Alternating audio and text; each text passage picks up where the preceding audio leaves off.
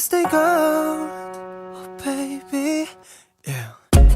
미와코 타키 나 moonlight 고요히 머네 무라나이 특히 아카리오 다요리 느낌이 motoe high dance. Hai, selamat sejahtera. Topik kita pada hari ini ialah asal usul nama 7 hari dalam seminggu yang kita gunakan setiap hari. Setiap detik yang berlalu membuatkan kita melalui pusingan yang kita namakan hari, berubah ke minggu, kemudian sebulan dan seterusnya 1 tahun. Ramai di antara kita menggunakan sistem minggu dalam merancana hidup dan perkara-perkara yang perlu kita selesaikan secara mingguan.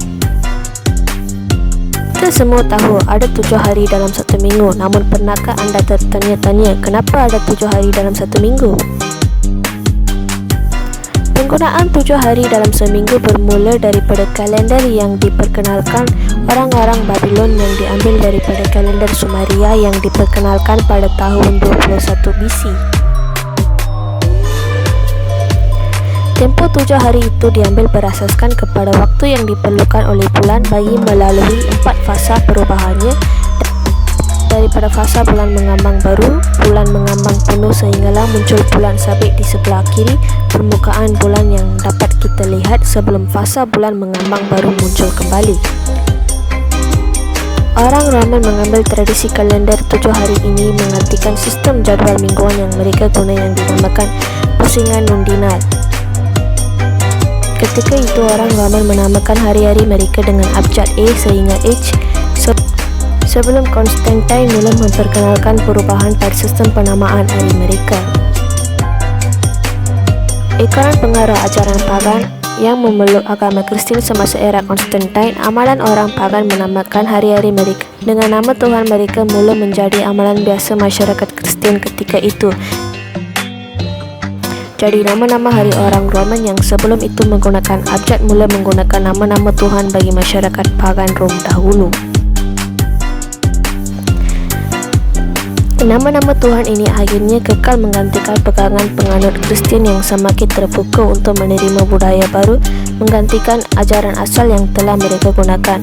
Bagi memudahkan sistem, Konstantin memperkenalkan peraturan yang memberi kesan besar pada dunia sehingga kini. Pada tahun 351 AD, dalam usaha menyelaraskan kalender dan sistem hidup masyarakat Rom, Konstantin mengisytiharkan agar hari Ahad dan hari Isnin menjadi 2 hari pertama dalam setiap minggu. Orang Babylon menamakan hari-hari mereka berdasarkan kepada 5 planet yang telah diketahui mereka ketika itu dengan tambahan 2 hari lagi mengambil nama matahari dan bulan. Hari Selasa digelarkan Mars, Rabu sebagai Mercury, Kamis sebagai Jupiter, Jumaat sebagai Venus dan Sabtu sebagai Saturn. Harus diberitahu semua nama planet yang digunakan datang daripada nama Tuhan kepercayaan mereka pada zaman tersebut.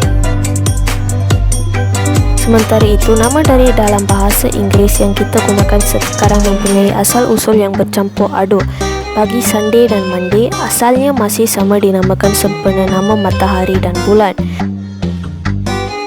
Tuesday berasal daripada nama Tuhan yang Norse bernama Tyr, Tuhan peperangan orang Norse. Ejaan Tuesday lama adalah Tuesday, iaitu T-I-W-E-S-D-A-Y ataupun T-E-W-E-S-D-A-Y.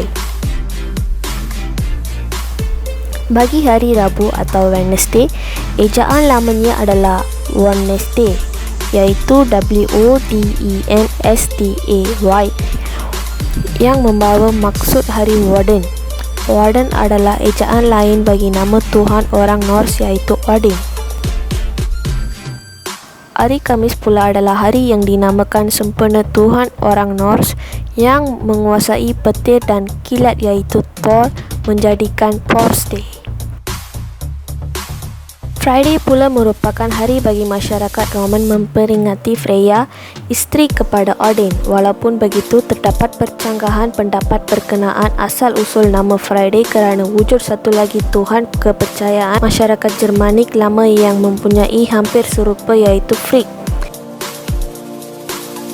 Ejaan lama bagi Friday adalah Friday, iaitu F-R-I-D-A-I yang boleh merujuk kepada Freya's Day atau Freak's Day. Saturday pula berasal daripada nama Tuhan kepercayaan orang Rom lama Saturn yang menjaga pertanian dan harta kekayaan mereka. Saturday berbeza dengan hari-hari lain kerana namanya datang daripada Tuhan orang Rom sendiri, berbanding hari lain yang datang dinamakan sempena kepercayaan orang Norse dan Germanik. Setelah mengetahui apa asal-usul sebenar nama-nama hari yang kita gunakan sekian lama dalam bahasa Inggeris, apakah pandangan anda?